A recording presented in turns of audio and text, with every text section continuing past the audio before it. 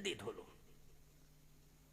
जैसे ही केवट ने जो कठौते में पानी था उस पानी से भगवान के चरण धोने लगा तो लक्ष्मण जी ने कहा, एक मिनट रुको, एक मिनट रुको।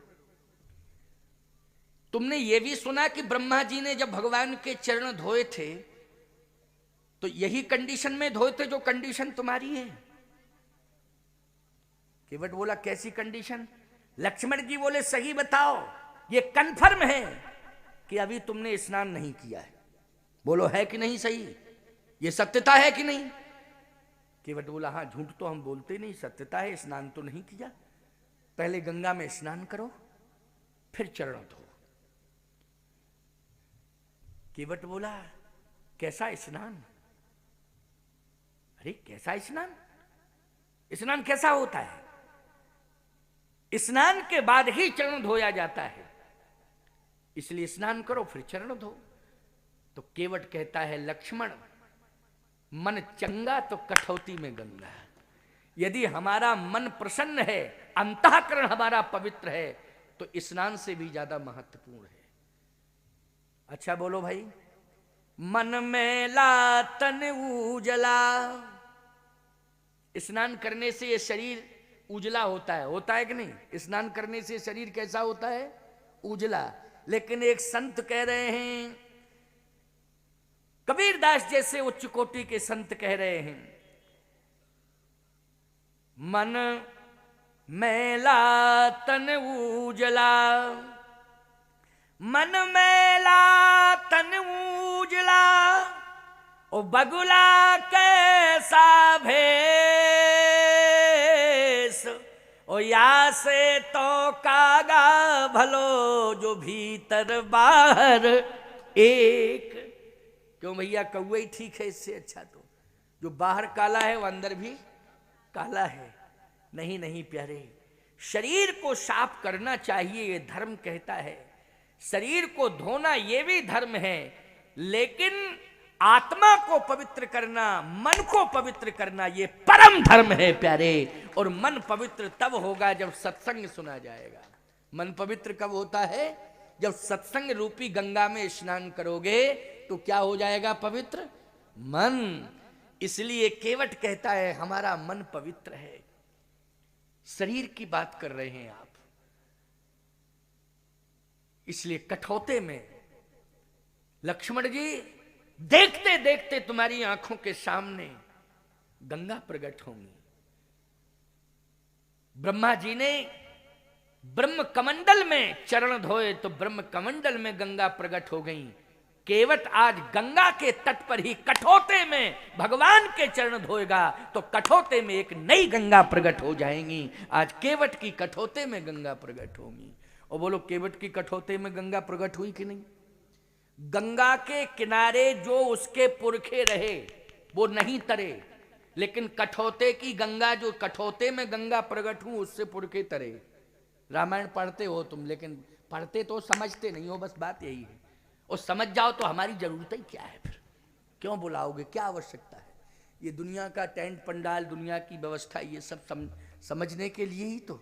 आप देखिए आगे बात आ रही है, बहुत अच्छी बात आ रही है, बस तुम सुनो। अंतिम 15 मिनट, क्योंकि 11:15 बजने वाले, 10:30 तो बजे ही गए हैं। अब क्या करें, बज ही जाते हैं वो तो,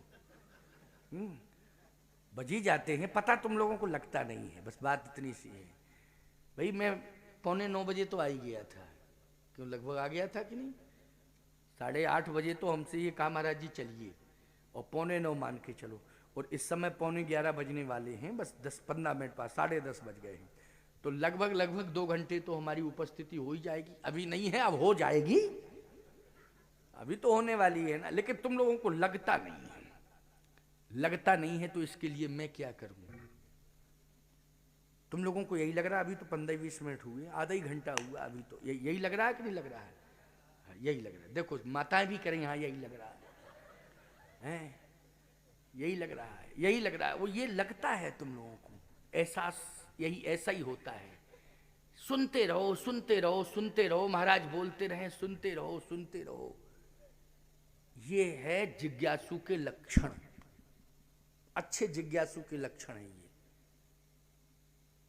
और उत्कंठा बढ़ती रहे क्योंकि रामचरित जे सुनत अघाही, तो रस विशेष जाना तिन नाही। जो तृप्त हो जाते हैं कहते हुए सुन लिया, रस नहीं मिला उन्हें। एक तो बात यह है कि रस पिलाने वाला भी तो हो, है? वो रस पिलावे तब ना। रस छह शास्त्र सब ग्रंथन को रस है इसमें। प्यारे ऐसा रस है कि जो रस कभी किसी भी समय में नुकसान नहीं पहुंचाता है, फायदा ही फायदा। ऐसे बहुत से रस हैं कि एक पक्ष को देखा जाए तो फायदा, दूसरी तरफ देखा जाए तो नुकसान। क्यों भाई नुकसान? कहीं अनार का रस पियो, बोले होगा क्या उससे? बोले खून बढ़ेगा, लेकिन डायबिटीज तो है। अब बताइए भाई, रक्त बढ़ेगा लेकिन डायबिटीज है इसलिए हानि करेगा।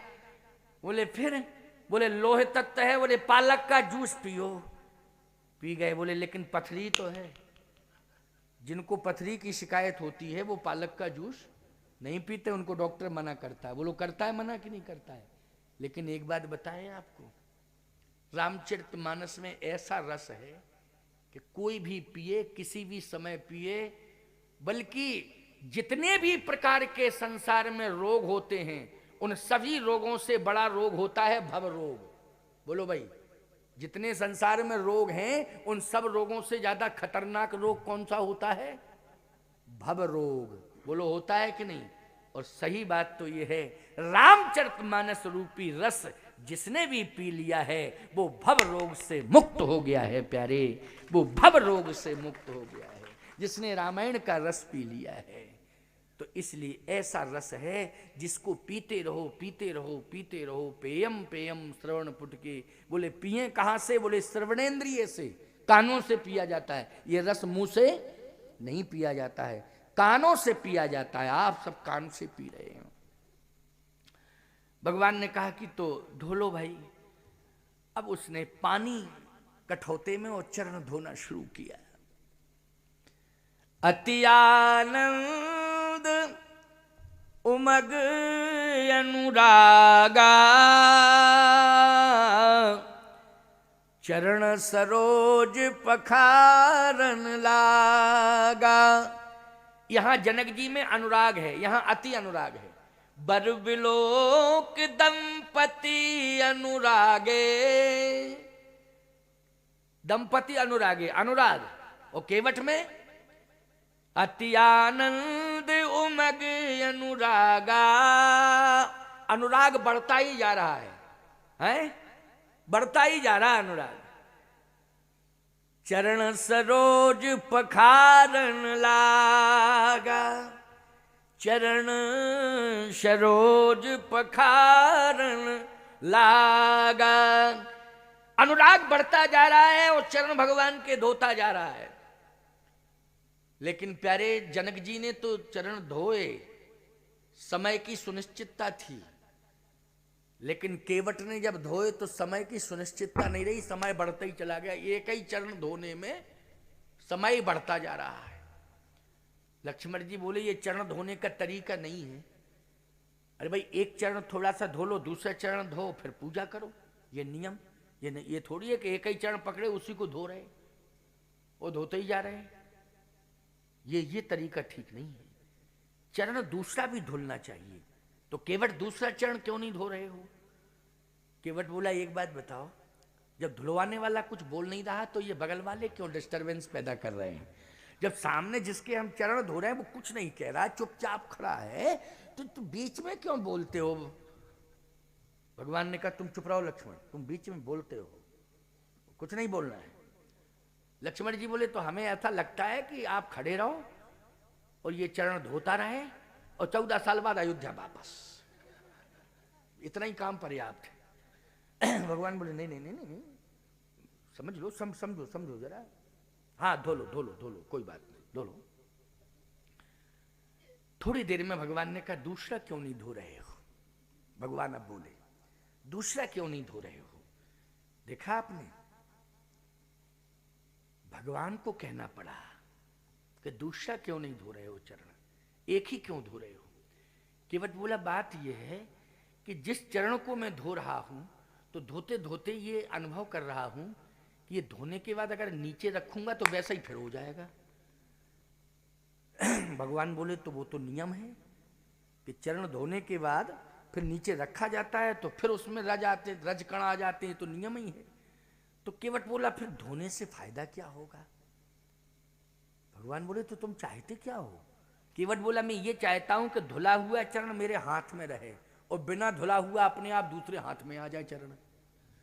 भगवान बोले जब बिना धुला चरण उठाएंगे और तुम्हारे हाथ में रखेंगे और धुला हुआ तुम्हारे हाथ में पहले से होगा तो बैलेंस गड़बड़ होगा मेरे शरीर का कि नहीं? ये बताओ, तो मुझे संभालेगा कौन?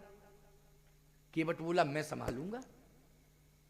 लक्ष्मण जी बोले गजब, सारी दुनिया को ये संभालते ही ये नहीं संभाल रहा है। वाह क्या बात है साहब, गजब की बात है। बोलो है कि नहीं? सारी दुनिया बोलो। मैं एक बात कहता हूं, जब महाप्रलय आता है तो भगवान से प्रार्थना करते हो तुम प्रभु संभालो संभालो संभालो। क्यों? तूफान आता है तो भगवान से प्रार्थना करते हो कि ये शंखनाद का मतलब क्या हुआ? जब अधिक जल वृष्टि होती है, ओला वृष्टि होती है, तूफान आता है तो शंख बजाने की परंपरा है कि नहीं? बोलो। ये शंख बजाने की परंपरा, शंखनाद यही है, ये आर्तनाद है कि प्रभु सुनिए, संभालिए संभालिए संभालिए संभालिए, बचाइए बचाइए। समझ रहे हो कि नहीं? भगवान मेरी आवाज को सुन लें, ठाकुर जी के कान तक मेरी आवाज पहुंच जाए। कोई सहारा नहीं है, बचने का कोई उपाय नहीं है, प्रभु आप ही बचाओ मुझे। तो एक बात बताओ भैया, सारी दुनिया को कौन संभालता है? भगवान संभालता है। लेकिन भगवान खुद कह रहा है कि मुझे कौन संभालेगा? तो केवट बोला मैं संभालूंगा, और कौन संभालेगा? भगवान ने कहा अच्छा एक बात बताओ, मैं जब गिरने लगूंगा तो तुम्हारा कौन सा अंग मुझे संभालेगा? केवट बोला हमारा कोई अंग नहीं संभालेगा, आप ही के अंग संभालेंगे, लेकिन मेरा सहारा होगा। तो तुम्हारे किस अंग का सहारा होगा? बोले संभलने के लिए आपका हाथ होगा और मेरा मस्तक होगा। देखिए आप, केवट कहता है बस मैं इतना ही कह सकता हूं कि आपको यदि संभलना है तो आपका हाथ होगा और मेरा मस्तक होगा, सिर होगा। सिर और मस्तक एक ही बात है। आप मेरे सिर को पकड़ लीजिएगा, ये नहीं कहा कंधे को पकड़ लेना। किसको पकड़ना? सिर को पकड़ना। प्यारे, भगवान जब भक्त के सिर पर हाथ रख देता है तो बोलो प्यारे कौन संभलता है? भक्त ही तो संभलता है। कौन संभलता है? भक्त संभलता है। लेकिन उसका भाव कितना बढ़िया है कि भगवान मेरे मस्तक पर हाथ तो रख दें, किसी भी तरह रखें तो, क्योंकि अभी तो मेरे हाथ में इनका चरण है, लेकिन इनका हाथ मेरे माथ पर नहीं है। अभी तो चरण मेरे हाथ में आया है, लेकिन इनका हाथ भी मेरे माथ पर आ जाए। जीवन की धन्यता यही होती है कि आप किसी महाभाग का चरण हाथ में लेके पखार रहे हैं तो मन में ये सोचते जरूर हैं कि थोड़ा सिर पर हाथ आ जाए। क्यों सोचते कि नहीं सोचते कि सिर पर हाथ आ जाए? कुछ लोग तो ऐसे होते हैं कि हाथ नहीं रख रहे तो अपने आप ही हाथ पकड़ के कहते महाराज हाथ तो रख दो थोड़ा सा, ऐसे पकड़ के जो है। कई बार हमारे साथ ये घटना घटी। अरे महाराज आधा घंटा से हम देख रहे हैं, हम आपकी आरती कर रहे हैं, चरण धो रहे हैं, लेकिन आप आशीर्वाद नहीं दे रहे, आप हाथ तो रख दो। तो अपने आप ही अपने हाथ से हमारा हाथ पकड़ के ऐसे दल दिया माथे पर। मैंने कहा चलो ये भी एक भक्त है, ये प्रकार है भक्तों के, समझ गए हो कि नहीं? मैंने कहा चलो ये भी एक भक्त हैं। लेकिन केवट कहता है नहीं, दुस्साहस नहीं करूंगा। किसी भी कार्य में उसने दुस्साहस नहीं किया। बोलो किया क्या? कहा आप कहेंगे तो चरण पखारूंगा और आप नहीं कहेंगे तो चरण नहीं पखारूंगा। और हाथ रखने के लिए आप स्वयं रखेंगे तब मैं कोशिश करूंगा, और आप हाथ जब रखें मेरे सिर पर तब। भगवान ने कहा तो रखते हैं हाथ, कोशिश करते हैं, कोशिश करते हैं। भगवान ने हाथ बढ़ाया, देवता देख रहे हैं, स्वर्ग में बैठे हैं 33 करोड़ देवता देख रहे हैं क्या हो रहा है। ये चमत्कार पूरा भगवान ही केवट के हाथ में आ गया। संसार जिसके हाथ में है आज वो भक्त केवट के हाथ में। बोलो भाई, तुम लोग परेशान होते रहते हो, जगत में टेंशन सबसे ज्यादा इस बात का है, इसी बात का टेंशन है, मैं आपको बता रहा हूं। बिल्कुल अन्यथा मत लेना, ले लो अन्यथा तो हमारा क्या बिगड़ेगा, अन्यथा तुम ले लोगे मेरी बात को तो मेरा तो कुछ बिगड़ेगा नहीं, मैं तो चला जाऊंगा 2 दिन बाद। लेकिन तुम यदि हमारी बात को नहीं मानोगे तो घाटे में रहोगे, फायदे में नहीं रहोगे। मेरा क्या बिगड़ना है, मैं तो सुनाने के लिए आया हूं, लेकिन फायदे में तुम ही लोग रहोगे। और बात ऐसी बता रहा हूं जिसमें फायदा ही फायदा। संसार के लोग सबसे ज्यादा इसी टेंशन में हैं कि हमारी पत्नी हमारे हाथ में नहीं। हाँ महाराज, हमारा बेटा हमारे हाथ में नहीं, महाराज पड़ोसी हमारे हाथ में नहीं,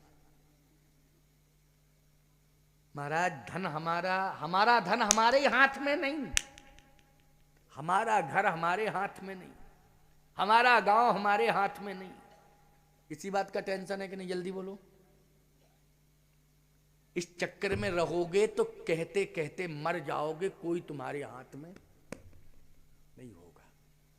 लेकिन एक बात मैं कह रहा हूं, अपना हाथ भगवान के हाथ में पकड़ा देना, सारी दुनिया तुम्हारे हाथ में हो जाएगी, प्रयास नहीं करना पड़ेगा, अपने आप। बोलो भाई, अपने आप, प्रयास की जरूरत नहीं पड़ेगी। केवल अपना हाथ किसके हाथ में पकड़ा दो, भगवान के हाथ में, बस इतना ही करना है। संसार का झंझट छोड़ो, ये अपने आप जितने भी हैं सब, जब भगवान तुम्हारे हाथ में तो दुनिया तो आ ही जाएगी हाथ में, कहां जाएगी दुनिया। इसलिए मैं कहता हूं कि भगवान को पकड़ो, भगवान के हाथ में अपना हाथ, संबंध भगवान से जोड़ो। किससे जोड़ो, भगवान से जोड़ो। प्रवचन के प्रारंभ में यही तो सुनने को मिला था आपको। अब उपक्रम से उपसंहार की ओर जा रहे हैं, तो उपसंहार में भी बात वही आ गई। केवट कहता है कि प्रभु आप अपना हाथ यदि मेरा सहारा लेना चाहते हैं तो मेरे माथ पर रख दी, मेरा माथ पकड़िए। ये नहीं कहा कंधा पकड़ो, हाथ पकड़ो, माथ पकड़ो। अच्छा, माथ पकड़ लिया भगवान ने। जैसे माथ पकड़ा तो देवता देख रहे थे, ओह इसके समान तो पुण्य पुंज कोई है ही नहीं, इसके समान कोई पुण्य पुंज नहीं है। ये देवता देख रहे हैं। ऋषि मुनि महात्मा, याद रखना, जो ध्यान कर रहे थे, तपस्या कर रहे थे, उनका ध्यान टूट गया, उनकी समाधियां टूट गई साहब। ये दृश्य बड़ा विचित्र दृश्य था कि भगवान के चरण जो है केवट के हाथ में, वो भगवान का हाथ केवट के माथ पर। तो जैसे ही भगवान ने हाथ से सिर पकड़ा केवट का, तो केवट कहता दूसरा पैर उठाइए प्रभु। जैसे ही भगवान दूसरा पैर उठाने लगे तो हिलने लगे। तो केवट कहता अब किस बात का संकोच। अरे भगवान बोले बैलेंस अभी भी गड़बड़ हो रहा है। तो केवट बोला दूसरा हाथ फ्री क्यों किए हो, इससे भी पकड़ लो। ये दूसरा फ्री क्यों, किसके लिए किए हो फ्री, दूसरा क्यों फ्री, इससे भी पकड़ लीजिए ना, क्या दिक्कत की बात है। और पकड़ लीजिए, फिर चिंता करने की कोई जरूरत ही नहीं। भगवान ने कहा अच्छा अच्छा। अब लक्ष्मण जी महाराज देख रहे हैं, जानकी जी मुस्कुरा रही हैं। क्या बात है, आज देखने को मिला है कि भक्त भगवान के कितने प्रगाढ़ संबंध है। आज देखने को मिल रहा है। ये अयोध्या में सौभाग्य नहीं मिला देखने के लिए। बोलो किशोरी जी ने अयोध्या में कहां देखा ये दृश्य। ये दृश्य तो गंगा के तट पर देखने को मिल रहा है। आज आंखों से देखने को मिल रहा है कि भक्त भगवान के कैसे संबंध होते हैं। नाना भांति नचायो भगतन ने मोए, भगवान की वाणी है ये, कि यदि मैं नाचा हूं, मुझे नचाया है, तो किसने नचाया, भक्तों ने नचाया है। नाना भांति नचायो भगतन ने मोए। भगवान ने जैसे ही दूसरे हाथ से केवट का माथ पकड़ा, तो दोनों हाथ, भगवान के दोनों चरण केवट के हाथ में, और भगवान के दोनों हाथ केवट के माथ पर देवताओं ने पुष्पों की वर्षा कर दी। यही सम पुण्य पुंज को नाही बरस सुमन सुर सकला सिहाही, यही सम पुण्य पुंज को नाही, इसके समान कोई पुण्य पुंज नहीं, संसार में कोई पुण्य पुंज नहीं, त्रिभुवन में कोई पुण्य पुंज नहीं, यही संपूर्ण पुंज को नहीं। देवताओं की बरस सुमन सुर, सुर मानी ये बयान किसने दिया है, बोलो जल्दी, ये बयान दिया है देवताओं ने। बरस सुमन सुर सकल सिहाही, यही सम पुण्य पुंज को नहीं।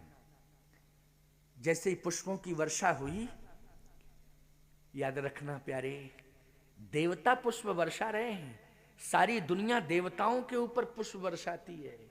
बोलो दुनिया किसके ऊपर पुष्प वर्षाती है, देवताओं के ऊपर। लेकिन देवता आज किसके ऊपर पुष्प वर्षा रहे हैं, भक्त केवट के ऊपर।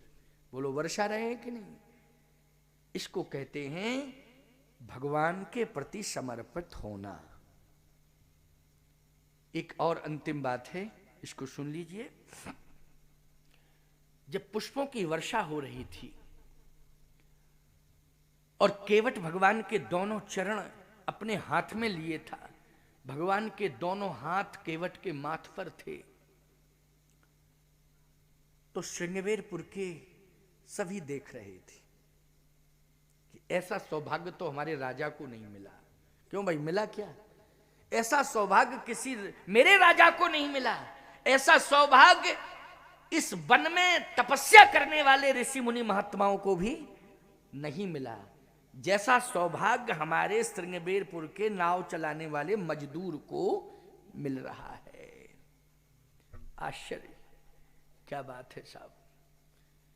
बोलो भाई, दुनिया संपत्ति पे आकर्षित हो रही है, देवता संपत्ति पे आकर्षित हो रहे हैं कि समर्पण पर आकर्षित हो रहे हैं? बोलो समर्पण, संपत्ति को बढ़ाने की होड़ लगी हुई है, होड़ लगी है संपत्ति को बढ़ाने की। लेकिन याद रखना, ये संपत्ति अंत में विपत्ति का कारण बन जाती है। बोलो बन जाती है कि नहीं? लेकिन मैं सत्य कहता हूं, यदि तुम भक्ति की होड़ में लग जाओ, भक्ति करने की होड़ में लग जाओ, तो मैं दावे के साथ कह सकता हूं, भक्ति की होड़ में जिस दिन तुम लग जाओगे, उसी दिन भगवान की शरणागति तुम्हें प्राप्त हो जाएगी। और भगवान की शरणागति जब प्राप्त हो जाएगी, तो संपत्ति तो दासी बनकर के तुम्हारे आसपास घूमेगी। बोलो घूमेगी कि नहीं घूमेगी? दासी बनकर के घूमेगी। आज देवता पुष्पों की वर्षा कर रहे हैं। भगवान ने कहा केवट,